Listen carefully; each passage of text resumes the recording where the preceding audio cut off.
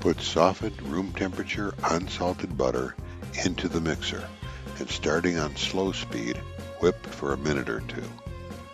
Then add the sugar and increase the speed to medium. Cream them together for about 10 minutes until the sugar and butter is all creamed together and you can no longer see sugar granules. Stop along the way and scrape down the sides of the bowl, checking to see if it's creamed enough. This can take a while, so we're going to mix the dry ingredients while it's creaming. Add the flour to the bowl. Then add baking soda, and finally add the baking powder. Now, while the butter and sugar is still creaming, we are going to add some salt to the dry mix. Then we're going to very lightly sprinkle the top of the flour with nutmeg, not enough to register on the scale or even to taste. Mix all the dry ingredients up, the nutmeg will have disappeared, and set it aside while we finish the wet ingredients. Add vanilla to the still creaming sugar and butter. Next, we're going to add 1/8 teaspoon of almond extract. That's only 3 or 4 drops. Then it's time to add the eggs. Always break eggs together or on a flat surface so you don't push shell into the egg. Break them into a glass dish and check for shells, blood, or impurities before they disappear into your batter. Allow each egg to fully mix into the batter before adding the next. Add sour cream and whole milk next. Continue mixing the sour cream and milk into the batter on slow for a while. You want to blend the ingredients, but you don't want to whip air into the batter. Now for the lemon zest. You won't even taste it either, but it adds another dimension to the complexity of this fantastic flavor. I'm using a lemon zester, but you can use a grater. Just don't grate into the white part of the lemon skin. Only grate the yellow outer skin off. We're going to add 2 teaspoons of grated lemon zest for 1 9x5 cake.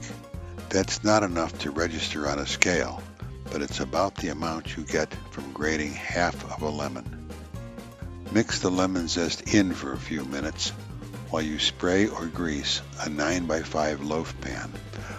Line the loaf pan with parchment paper, long enough to go up the ends.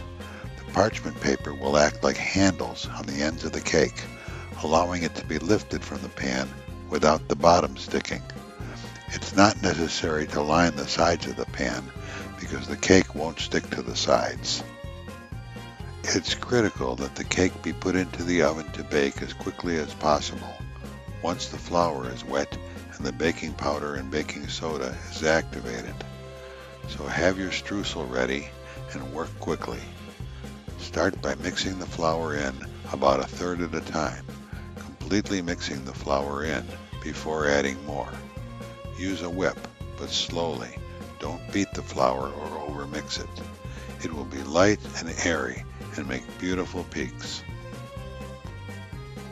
Dump about half that batter into the loaf pan and spread it out evenly. Sprinkle 3/4 of the streusel filling on top of the first layer of batter as evenly as possible.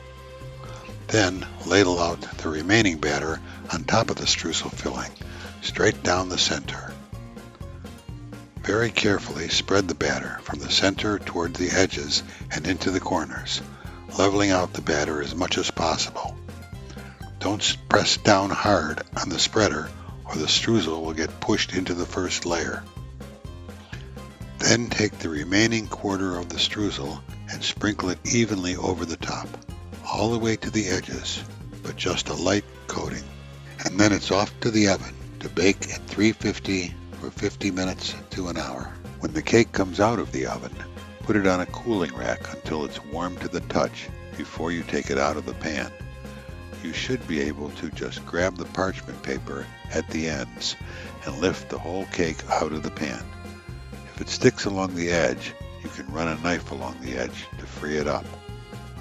Let the cake cool to room temperature before you remove the parchment paper or cut it, to keep the moisture inside. It's even better the next day. It will stay fresh for a week in a plastic bag in the refrigerator. It freezes well and defrosts quickly. All that's left to do now is to lock the front door, because if the neighbors smell it, they'll be trying to get in, and if you let them taste it, they'll never leave. If you're baking along with this video, you'll understand perfectly.